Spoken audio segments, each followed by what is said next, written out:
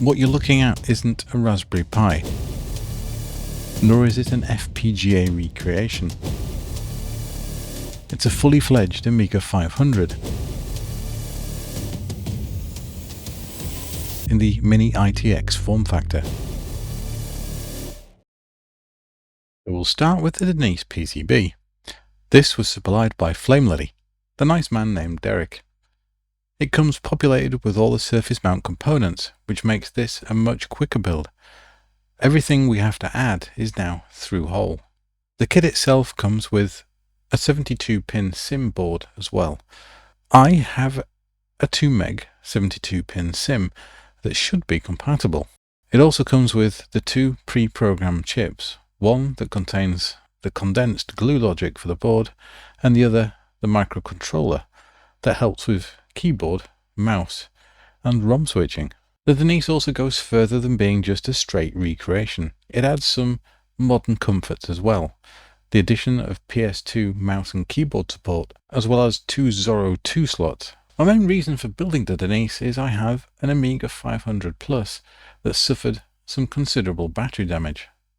Though on the surface it doesn't look too bad. Every time I've tried to repair this, I've found more and more damage. And it's not so much the repairing of traces that's the issue, it's to properly clean up the amount of battery damage that's spread all over the board is just too time consuming to make this worthwhile, especially considering I already have a working Amiga 500 Plus. To complete this build, there's quite a considerable BOM, and it never ceases to amaze me how much space all this stuff takes up. I literally need to put everything in these boxes onto this PCB. Want all that in here. You'll also note that the Denise is probably one of the most densely packed through-hole component PCBs in existence. To cram the entire custom chipset from Amiga 500 into this tiny Mini ITX form factor, which is less than half the size of the original Amiga 500 Plus PCB, is quite an achievement. I've sorted all the components in separate boxes.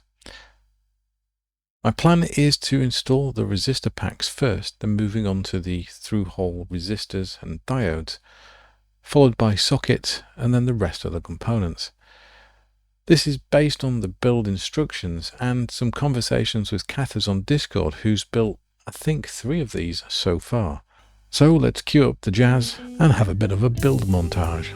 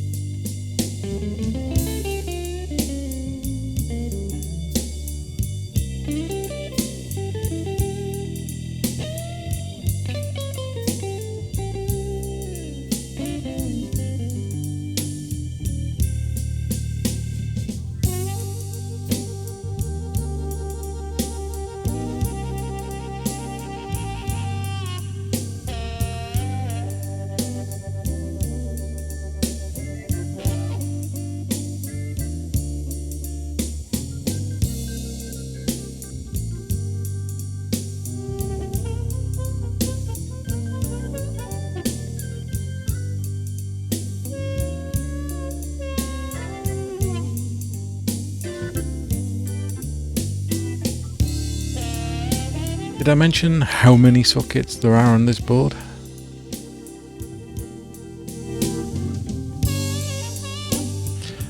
Building a Denise is only one option you have if you have a battery destroyed Amiga 500 Plus. You could actually go and get something like an Amiga 500 Plus recreation board available on shared projects at our sponsor PCBWay. With over 10 years of experience, PCBWay offer prototype PCBs for as little as $5, and they have a plethora of other offerings like 3D printing, CNC machining, sheet metal fabrication, and injection molding. All of this is available at PCBWay.com. Thanks PCBWay for sponsoring this video.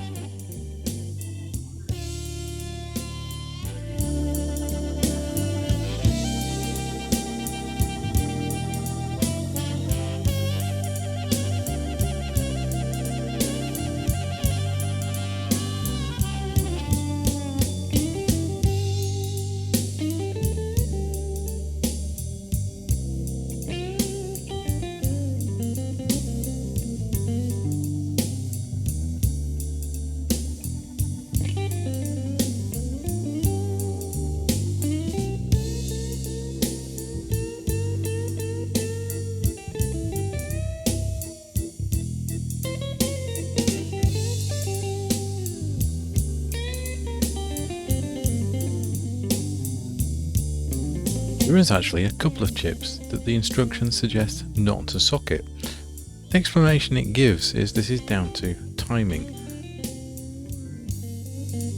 Based on the types of chips, this is something to do with the RAM access, as far as I can tell.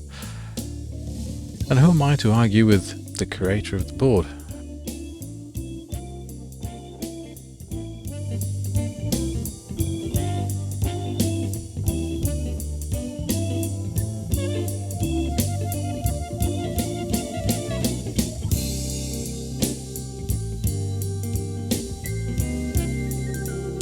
There are a couple of components that I need to scavenge from my original 500 plus board. These are the 23-pin D-type, or the RGB connector, and the crystal.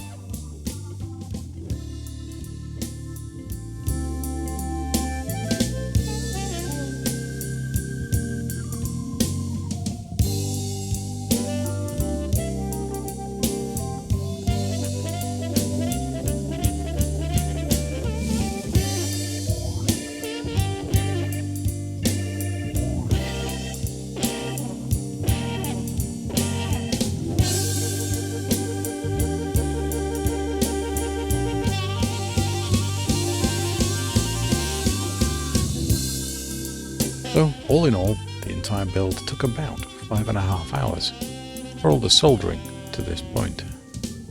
Now it's just a matter of installing all the custom chips.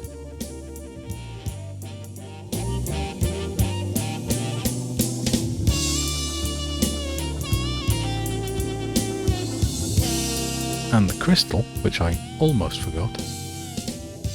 And then we'll be ready to do some testing.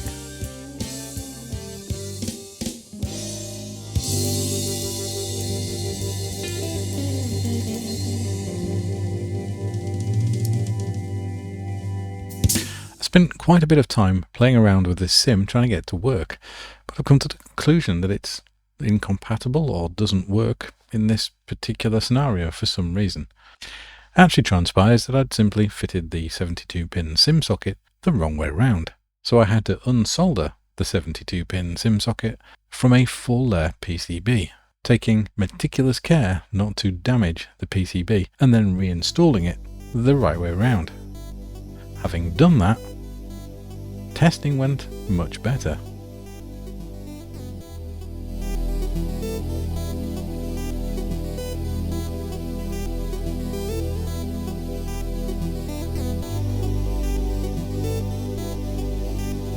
The feeling of relief when you actually get an Amiga to spring to life, especially when it's one you've spent hours building yourself, never gets old.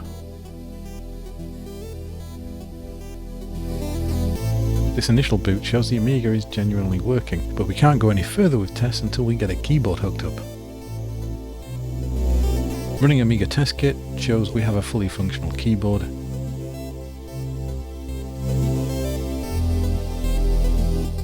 And all the RAM's working.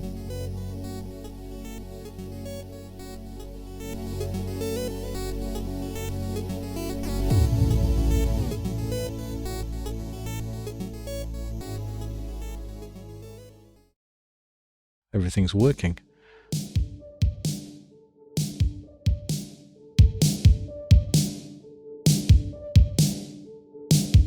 The case I've chosen is a Metal Gear.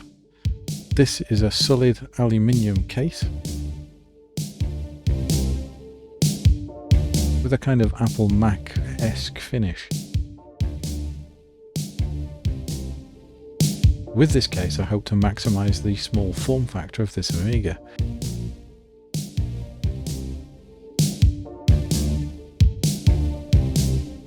The question that many people I think have asked is, does this genuinely fit in a standard mini ITX case? And the answer to that is yes, it does.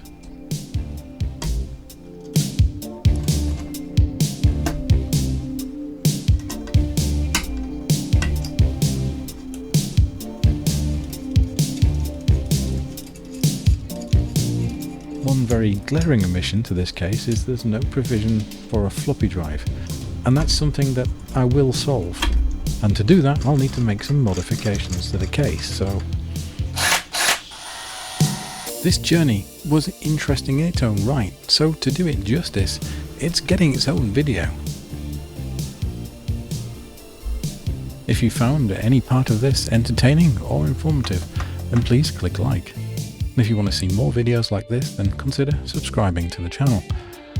And in the meantime, why don't you check this out next?